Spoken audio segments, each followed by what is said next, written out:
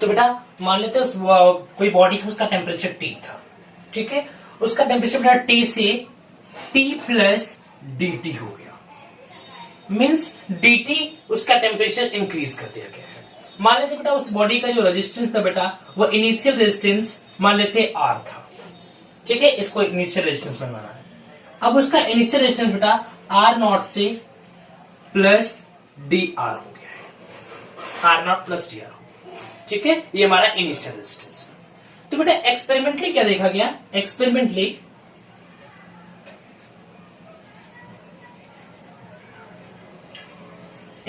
क्या देखा गया बेटा, एक्सपेरिमेंटली ये देखा गया कि जो dt है बेटा वो डायरेक्टली प्रोपोर्शनल है dr के, dt is directly proportional to dr। और क्या देखा गया बेटा, और यहां पे देखा गया था कि dr is directly proportional to r, means जो चेंज इन रेजिस्टेंस है बेटा वह ओरिजिनल इनिशियल रेजिस्टेंस के डायरेक्टली प्रोपोर्शनल था। तो बेटा यहां पे हमारा dr की वैल्यू आई, dr is equal to alpha, dr is equal to alpha r not dt, ठीक है, ये हमारी वैल्यू निकल के आई dr की। Where alpha is the, alpha को हम बोलते बेटा thermal coefficient, thermal coefficient,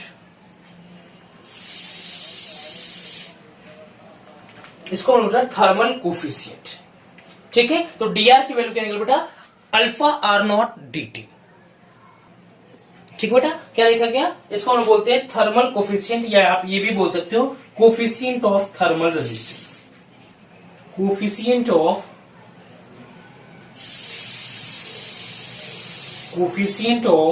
thermal resistance,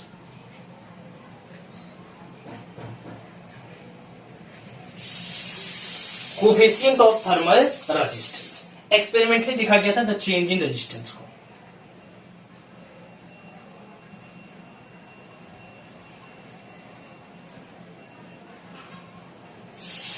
ठीक है। आप बोलोगे कि सर एक्सपेरिमेंटली क्या देखा गया, तो एक्सपेरिमेंटली देखा गया कि चेंज इन जो रेजिस्टेंस था बेटा वो डायरेक्टली प्रोपोर्शनल था इनिशियल रेजिस्टेंस के, dt is also directly proportional to dr, so dr का फॉर्मूला मिले बेटा हमारा alpha r not dt, alpha r not dt। Alpha को हम बोलते हैं coefficient of thermal resistance, coefficient of thermal resistance. Clear है बच्चों, समझ में आ रहा है, कोफिशिएंट ऑफ थर्मल रेजिस्टेंस। इस फॉर्मूले को अपने दिमाग में एकदम अच्छे तरीके से बैठा लीजिए, ये बहुत इंपॉर्टेंट है, ठीक है बेटा। तो ये तो हमारा छोटे चेंज के लिए हो गया, ठीक है। अब यहां पे हम निकालते हैं बेटा टोटल चेंज कितना आया, ठीक है। तो इसको मैं थोड़ा सा इधर लिख लेकर एडजस्ट कर देता हूं, ठीक है। एक्सपेरिमेंटली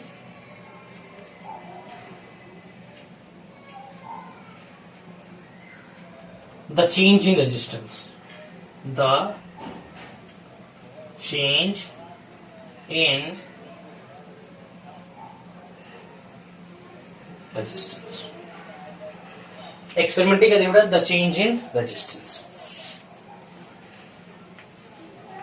ठीक है बेटा। आप क्या करते हैं, अगर इसको इंटीग्रेट कर देंगे, अगर इसको इंटीग्रेट कर देंगे टोटल रेजिस्टेंस कितना चेंज हुआ ये निकल के आ जाएगा। चलिए तो इंटीग्रेट करते हैं, integration of dr from r initial to r final equal to integration of alpha r naught dt from t initial to t final, ठीक है। क्लियर बच्चों, तो इसका क्या है बेटा, इसका रहेगा हमारा r final minus r initial, dr का इंटीग्रेशन क्या होगा r, और ये कहां से कहां तक बेटा r इनिशियल से r फाइनल तक है, तो r final minus r initial, clear है, इक्वल टू ये हमारा अल्फा बेटा r नॉट की वैल्यू क्या है, कांस्टेंट है तो बाहर आ जाएंगे। हाँ देखिए अल्फा जो बेटा अल्फा की जो वैल्यू बेटा वो अलग अलग मटेरियल के लिए अलग अलग होती है, बट यहाँ आपके सिलेबस में 99%, फिर से बोल रहा हूं, आपके सिलेबस में अल्फा की वैल्यू 99% कांस्टेंट होगी, अल्फा 99% कांस्टेंट बना जाएगा, क्लियर है। इस टाइम क्या करें बेटा, यहाँ पे अल्फा को भी हम बाहर ले रहे हैं क्योंकि आपके सिलेबस में अल्फा की वैल्यू कांस्टेंट है, equal to dt from t initial to t final. Clear बच्चों?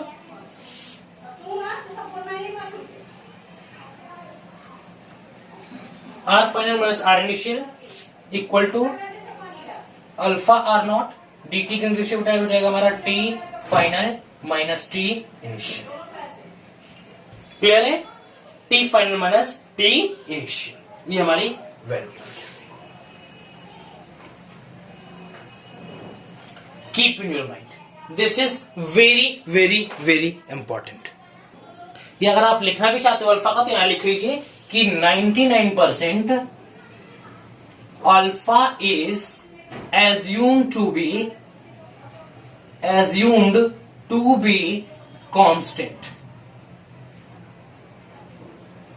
कि अल्फा की वैल्यू हम लोग बेटा 99% केस में एज्यूम कर लेते हैं कि वो क्या है, कांस्टेंट. ठीक है, सो यहां पे हमने अल्फा को बाहर लिया क्योंकि अल्फा गेट हमने क्या लिया इसको, कांस्टेंट. क्लियर है बच्चों? समझ में आ रहा है आपको? किसी कोई दिक्कत? No sir. तो जल्दी छाप लीजिए, छाप लीजिए. ठीक हो गया, छाप लिए. 1 2 3 1 2 3. चलो चलो ठीक है. तो अब हम इसको थोड़ा और क्लासिफाई थोड़ा और इसको सॉल्व करने की कोशिश करते हैं. हम आर फाइनल को ये रहने देते हैं, आर इनिशियल को इस पर भेजते हैं, तो माइनस से तो प्लस हो जाएगा. तो देखिए बेटा आर यहाँ पे आर नॉट और नॉट दो हो जाएगा, initial R not initial R not, ठीक है, दो हो जाएगा. हम क्या कर लेते हैं, एक को कॉमन ले लेते हैं, तो हो जाएगा बेटा आर नॉट इन ब्रैकेट इन दोनों में से कॉमन तो 1 plus alpha T final minus T initial. ठीक है, क्लियर है बच्चों?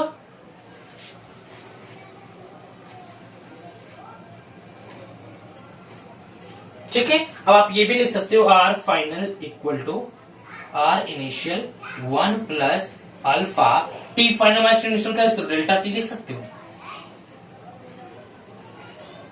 तो ये फॉर्मूला भी अपने दिमाग में एकदम अच्छी तरीके से बैठा लीजिए. ये याद रहेगा तो और बेहतर है, और ये भी याद रहेगा तो बहुत बेहतर है. इसी के ऊपर हम पूरे आज के क्वेश्चंस को देख लेंगे, क्योंकि बेटा इससे बाहर क्वेश्चंस नहीं आ रहे हैं. ठीक है, इसलिए फॉर्मूला आपके दिमाग में होना चाहिए R final is equal to R initial 1 plus alpha delta T, where delta T is the change in temperature from initial to final, and alpha is the coefficient of thermal resistance.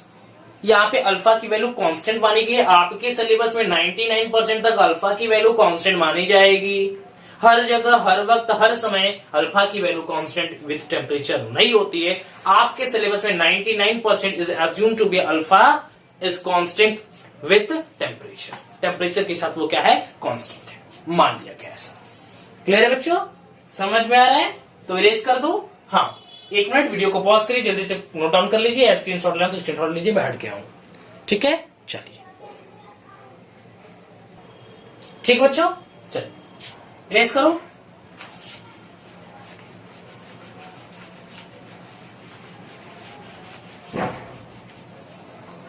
Coefficient of thermal resistance.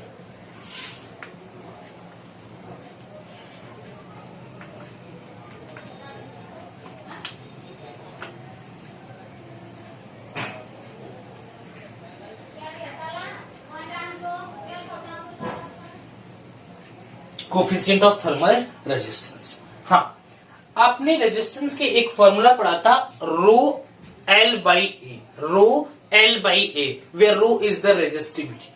Rho is the resistivity. So यहाँ पे हम लिख देते हैं बेटा R final की जगह हम लिख सकते हैं रो फाइनल L अपॉन A. यहाँ पे लेंथ और एरिया तो चेंज होगा नहीं, equal to rho initial L by A 1 plus alpha delta L A मर गया, तो rho final equal to rho initial 1 plus alpha delta T. That is our formula of resistivity. Final resistivity के term में आपको पूछेगा तो आप ये फॉर्मूला भी लगा करके निकाल सकते हो. 100% करेक्ट है, कोई दिक्कत नहीं इसमें. क्लियर है बच्चों? इसको भी फटाक से छाप जाइए. ठीक है। और यहां से अल्फा की वैल्यू अगर आप लेना चाहेंगे तो ये लिख सकते हैं alpha is equal to R final minus R initial upon R initial delta.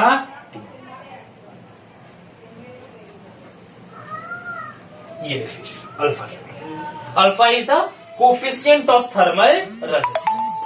Alpha is the coefficient of thermal resistance. Clear है बच्चों? चलो ठीक है बच्चों। तो यहाँ पे अगर अल्फा की हम लोग यूनिट की बात करें तो इसका हम लोग सी इनवर्स, और आप केल्विन में अगर लिखना चाहते हैं तो के इनवर्स लिख सकते हो। ठीक है। और हाँ, एक चीज और इंपॉर्टेंट है, थोड़ा सा यहीं पे एडजस्ट करता हूं। अल्फा की वैल्यू बेटा कंडक्टर के लिए, कंडक्टर के लिए बेटा अल्फा की वैल्यू पॉजिटिव होती है, और सेमी कंडक्टर के लिए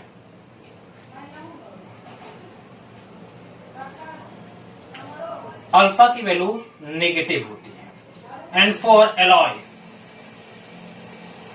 अल्फा की वैल्यू करीब करीब 0 होती है। इस चीज को अपने दिमाग में बैठा लीजिएगा। अब इसके बाद मैं वीडियो को थोड़ा स्किप करता हूं और आपको एक बहुत ही बेहतरीन क्वेश्चंस एक दो करा देता हूं। ठीक है, चलिए।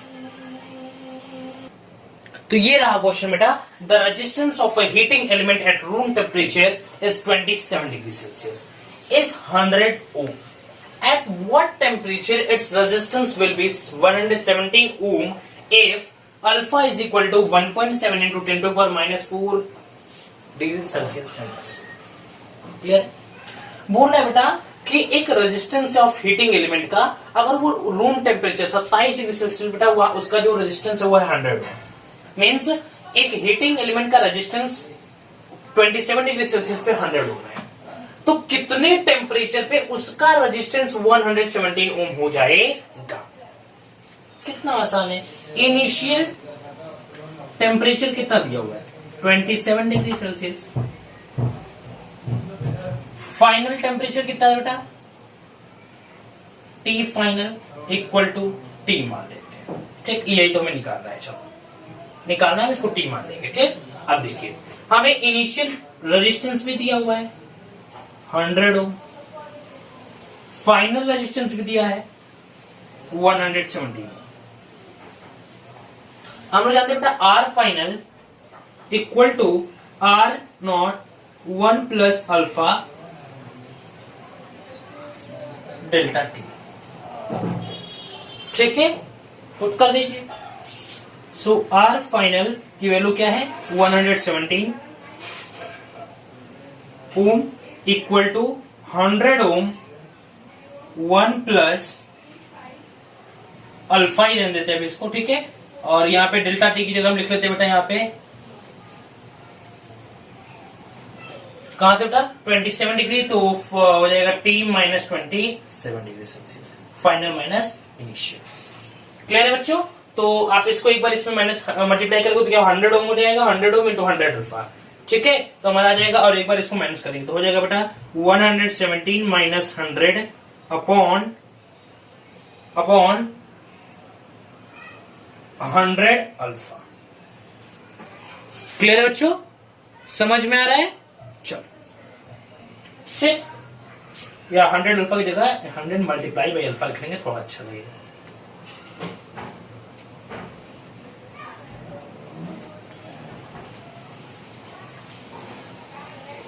ठीक है, क्लियर है? Equal to T minus 27।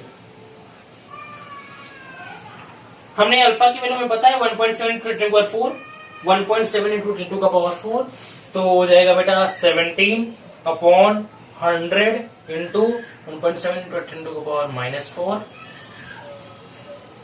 ठीक है, इक्वल टू टी माइनस 27। ठीक है, तो ये बेटा 17 से 17 मर जाएगा, 10 टू 4 ये बेटा 1000 आ जाएगा, तो 1/1000 equal to T minus 27। So ये बेटा हमारा आ जाएगा 1000 equal to T minus 27। So T equal to 1000 plus 27 equal to T equal to 1027 degree, T equal to 1027 degree Celsius पे इसका रेजिस्टेंस 117 ओम हो जाएगा। क्वेश्चन कुछ नहीं था बेटा, बस वही बोल रहा था कि इनिशियल रेजिस्टेंस 100 ओम है ठीक है, वो at a room temperature 27 degree Celsius, कितने टेम्परेचर पे उसका रेजिस्टेंस 100 से 117 हो जाएगा, 100 से 117 ओम हो जाएगा। That is our question. Done बच्चों, नोट डाउन कर लीजिए, मैंने कुछ नहीं किया, बस यहाँ पे मैंने इस फॉर्मूला को पुट किया है। आर फाइनल की वैल्यू दी थी, आर इनिशियल की वैल्यू दी थी, अल्फा की वैल्यू भी दी थी, टी माइनस हमने इनिशियल यहाँ पे टेम्परेचर दिया था 27 डिग्री सेल्सियस और फाइनल नहीं थे, तो मैंने टी मान लिया। ईटी की वैल्यू कैलकुलेट करनी थी, हमने यहाँ पे कैलकुलेशन करके निकाल लिया, T is equal to 127 degree, sorry 1027 degree Celsius. समझ में आ रहा है बच्चों? क्लियर हुआ कॉन्सेप्ट? किसी को कोई दिक्कत नहीं होनी चाहिए, अगर है तो जरूर बताइएगा, अपनी तरफ से मैं कोई डाउट आपके लिए नहीं छोड़ूंगा। ठीक है, तो चलिए हम साइड हो जा रहे हैं, आप चीजों को नोट डाउन कर लीजिए। 1 2 3 चलो ठीक बच्चों, चलिए हम क्या करते हैं बेटा, यहाँ पे दिया है T एट 0 डिग्री सेल्सियस पे, इस पॉइंट पे क्या होता है, यहाँ पे दिया है R की value 5, T at 100 degree Celsius पे R की वैल्यू दिया है बेटा 5.5, so T is equal to, ठीक, डिग्री सेल्सियस पे यहाँ पे यही हमें टेम्परेचर निकालना है। आर की वैल्यू दे दिया है, कितना होना चाहिए, 5.8 ओम होना चाहिए। पहले क्या करते हैं, इन दोनों को यूज करते हैं, देन डेफिनेटली इसके साथ इक्वेट करके हम लोग टी की वैल्यू निकाल लेंगे। So R final, R at 100 degree Celsius final equal to R at 0 degree Celsius, ठीक है, 1 plus alpha delta T, so 100 minus 0, ठीक है बच्चों, 100 माइनस 0, क्लियर है। सो आर एट 100 पे क्या है बेटा 5.5 ohm equal to 5 ohm in bracket 1 plus alpha 100 minus 0 100, इतना नोट डाउन करिए बच्चों।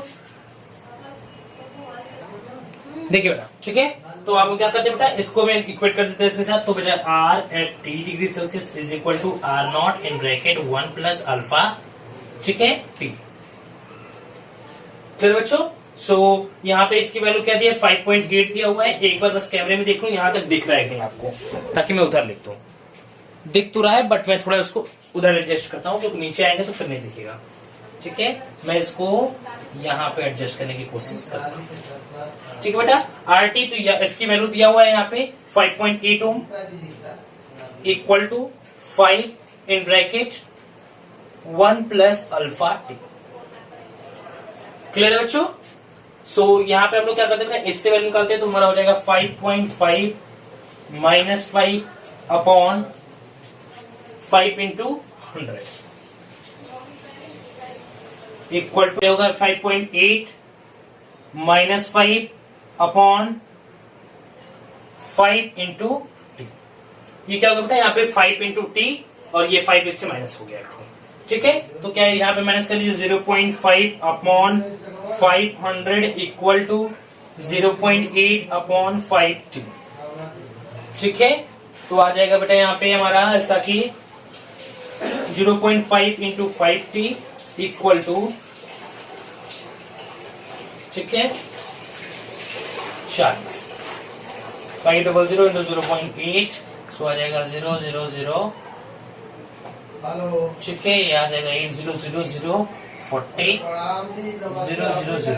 ठीक है, 0004, ठीक है, 4, ठीक है बेटा, क्या आएगा, ठीक है बेटा, ठीक है, चलो 400, ठीक है, क्लियर बच्चों, समझ में आ रहा है? चलिए अब इधर देखिएगा, अब हम क्या करते हैं बेटा, इसको हम इधर ले आते हैं, तो 5t इक्वल टू 400 अपॉन 0.5 की जगह क्या लिखते हैं बेटा, 5 लिख देते हैं, ये ऊपर एक 0 है, 5 8 जा 40 मीन्स 800, तो 5t इज इक्वल टू क्या रहा है बेटा यहाँ पे 800, तो 5t equal to 800, so t is equal to 5.5360 160 degree Celsius, 160 degree Celsius. तो बस बेटा क्वेश्चन कुछ नहीं था, बोल रहा था बस resistance of platinum is 5 ohm, ice point पे था, 5.5 था स्टीम पॉइंट पे, और किस टेम्परेचर पे रेजिस्टेंस की वैल्यू 5.8 ओम्स हो जाएगी। ठीक है, तो हमने कुछ नहीं किया, इन दोनों का पहले यूज करके एक इक्वेशन बना लिया, उसके बाद इसका और इसका यूज करके इक्वेशन बना लिया, दोनों को मैंने इक्वेट करके यहाँ पे अल्फा की वैल्यू यहाँ पे निकाल लिया। तो बस बेटा यहाँ पे टी की वैल्यू हमारी निकल चुकी है। तो बस आज के लेक्चर में इतना ही, तब तक के लिए पढ़ाई करते रहिएगा, बने रहिएगा फिजिक्स वाले चैनल के साथ। मोर नंबर ऑफ वीडियोस, हर एक टॉपिक को मैं कवर करूंगा, अपनी तरफ से पूरा कोशिश करूंगा, पूरा एफर्ट लगाऊंगा, चाहे उसके लिए कुछ भी करना पड़े। तब तक के लिए पढ़ाई करते रहे। All the very best.